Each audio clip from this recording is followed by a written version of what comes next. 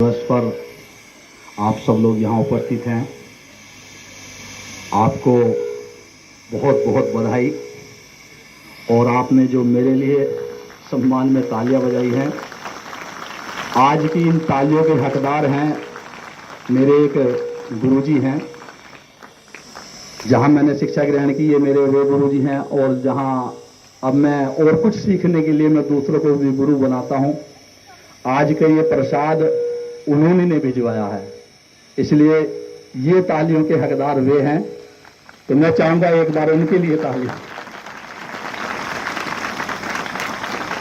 मैंने उनसे कहा था कि मैंने एक बार ऐसे प्रसाद वितरण का विचार बना था, तो उन्होंने कहा इस बार तुम नहीं, इस बार मेरी तरफ से प्रसाद जाएगा। तो उनके लिए मैं चाहूंगा कि बहुत बहुत उनका आभार मैं मानता हूं। और जैसा अभी गुरुजी ने मुझे आदेश दिया, और इस क्षण का तो मैं कई वर्षों से मैंने इंतजार किया कि मुझे ये मौका मिले कि मैं अपने विद्या मंदिर में, जहां मैंने शिक्षा ग्रहण किया, वहां मुझे बोलने का मौका मिले। जिस टाइम मैं पढ़ता था तो उस टाइम मेरी हिम्मत ही नहीं होती थी कि मैं बोल पाऊं, लेकिन ये गुरुजनों का आशीर्वाद है। आज से 25 साल लगभग हो चुके हैं, 20 से 25 के आसपास, मुझे ध्यान भी नहीं है, जब मैं यहाँ पढ़ता था। और उस टाइम मैंने एक छोटा सा गीत जो दूसरों का लिखा हुआ था वो बोलने की कोशिश की थी, मुझसे वो भी अच्छा नहीं बोल लगा था, उस पर भी मेरी मजाक बनी थी। लेकिन आज मैं गुरुजनों के आशीर्वाद से इस लायक हूं कि मैं आपके सामने अब खुल के बोल सकता हूं। और मैं चाहूंगा कि मैं कुछ सुनाऊं तो आप मेरा उसमें साथ दें, आप उसकी शुरुआत करें। तो बोलना चाहूंगा, एक नारा आप मेरे साथ जोरदार जयकारा लगाएंगे, बोले भारत माता की। आपके जोश को और आमंत्रित करता हूं मैं कि अगर आप उस धरा को पूजनीय मानते हैं जिस पर आप रहते हैं, उस धरा को आप भी भारत माता कहते हैं, अगर आपके दिल में जरा भी वतन के लिए प्यार है, आपके सर पर राष्ट्रभक्ति का थोड़ा भी जुनून सवार है, तो मैं वही जुनून देखना चाहता हूं। उसी जुनून में आपका उबलता हुआ खून देखना चाहता हूं। क्या आप मुझको यह जोश दिखा सकते हैं, राष्ट्रभक्ति में खुद को जरा मदहोश दिखा सकते हैं? अगर हाँ तो आप सभी अपने दोनों हाथ उठाइए। अगर हाँ तो आप सभी अपने दोनों हाथ उठाइए, एक बार जयकारा मिलकर पूरे जोश में लगाइए। बोलो भारत माता की, भारत माता की, वंदे वंदे। अब लगा कि मैंने जितनी जगह पर कविता हूं, ये वो स्थल है जहां मैंने शिक्षा ग्रहण की है, इसलिए मेरे लिए इससे पूछने जगह और कुछ नहीं। तो कुछ पंक्तियां परिणाम में कहना चाहूंगा कि बार बार कई बार गोरी को करारी हार देने वाले पृथ्वीराज चौहान को प्रणाम है। बार बार कई बार गोरी को करारी हार देने वाले पृथ्वीराज चौहान को प्रणाम है। सुन पृथ्वी ने जिसे गोरी मार डाला था, चंद बरुदाई वाली वाणी को प्रणाम है। और बैरियों के माथे फोड़े, टापों के निशान छोड़े, राणा के निराले घोड़े चेतक को प्रणाम है। राणा के निराले घोड़े चेतक को प्रणाम है।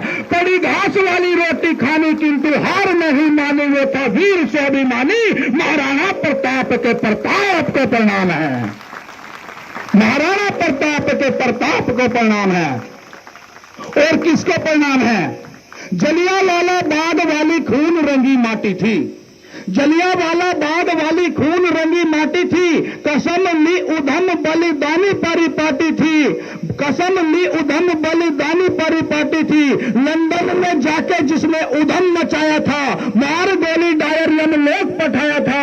वीरों के वीर उधम सिंह को प्रणाम है, वीरों के वीर उधम सिंह को प्रणाम है। गुरुपुत्र वीर भगत सिंह को प्रणाम है, गुरुपुत्र वीर भगत सिंह को प्रणाम है। और किसको प्रणाम है? राजगुरु सुखदेव जिसने फांसी को भी चूमा था, राजगुरु सुखदेव जिसने फांसी को भी चूमा था, राजगुरु सुखदेव जिसने फांसी को भी चूमा था। शेखर गुलामी में विरासतों को जोड़ जिसने भारत बनाया था, खंड खंड होने से यह देश बचाया था। कहा गया लौह पुरुष महानायक को प्रणाम है, कहा गया लौह पुरुष महानायक को प्रणाम है। आजाद हिंद वाले सेना नायक को प्रणाम है, आजाद हिंद वाले सेना नायक को प्रणाम है। और बर्फीली वादियों में डटते हैं वीर जहां। बर्फीली वादी उस जगह की बात कर रहा हूं जहां का नाम सियाचिन बॉर्डर लिया जाता है, जहां पर खून को जमा देने वाला, हड्डियों को गला देने वाला ग्लेशियर होता है और वहां पर बर्फीले तूफानों का सामना करना पड़ता है। लेकिन उस जगह पर भी इन भारत मां के लालों का खून कभी ठंडा नहीं पड़ता।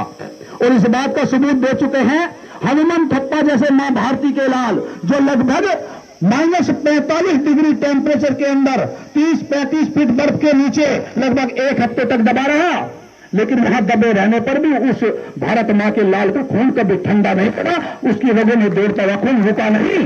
और वहां से निकाले जाने पर, उसने होश में आने पर यही कहा कि मैं इस वतन के लिए, इस मातृभूमि के लिए जीना चाहता हूं। तब पंक्तियां पढ़ता हूं कि बर्फीली वादियों में डटते हैं वीर जहां, खून में उबाल कभी कम नहीं होता है। बर्फीली वादियों में डटते हैं वीर जहां, खून में उबाल कभी कम नहीं होता है। छातियों को तान कर अड़े हुए रहते हैं, सर कट जाने का भी गम नहीं होता है। देखते ही बैरियों को ढेर कर देते हैं, देखते ही बैरियों को ढेर कर देते हैं। बैरी में सीमा लांघने का दम नहीं होता है और बार बार परिणाम करता है उनको, उनके ही जागने पे मेरा भारत सोता है। बार बार परिणाम करता है उनको, उनके ही जागने पे मेरा भारत सोता है। और जहां जहां पानी को ये धरती तरसती है, उस जगह की बात करता हूं, थार मरुस्थल, जहां पर 50 डिग्री के भी पार टेम्परेचर पहुंच जाता है। जहां बूंद बूंद पानी को ये धरती तरसती है, दिनकर भी 16 ही 16 बरसाता है। जहां बूंद बूंद पानी को यह धरती तरसती है, दिनकर भी 16 ही 16 बरसाता है। तपती जमीन वहां हद से भी ज्यादा है, तापमान पुराने रिकॉर्ड तोड़ जाता है। भीषण वाली गर्मी में प्यास की तड़प को भी भारती का ध्यान कर सहन किया जाता है। भीषण वाली गर्मी में प्यास की तड़प को भी भारती का ध्यान कर सहन किया जाता है। या बैरियों का सीना फाड़ रक्त अभिषेक से ही, या बैरियों का सीना फाड़ रक्त अभिषेक से ही प्यास की तड़प को भी शांत किया जाता है। या बैरियों का सीना फाड़ रक्त अभिषेक से ही प्यास की तड़प को भी शांत किया जाता है। और हम त्योहार जैसे आज मना रहे हैं, इसी तरह हम लगभग त्योहार पूरे साल त्योहार मनाते रहते हैं। बहुत सारे त्योहार हैं हमारे, दिवाली मनाते हैं, ईद मनाते हैं, 15 अगस्त मनाते हैं, लेकिन बस ये 2 त्योहार ऐसे हैं जिनमें हम उन्हें याद कर लेते हैं, बाकी याद ही नहीं करते हैं। लेकिन हमें उन्हें याद करना चाहिए। और इनके संबंध में जो आज भी सरहद पर खड़े होकर कहते हैं कि आप त्योहार मनाओ, कोई भी कार्य करना हो करो, आपके कार्य में सरहद की ओर से कोई दखल देने की जरूरत नहीं करेगा, क्योंकि सरहद पर हम खड़े हैं।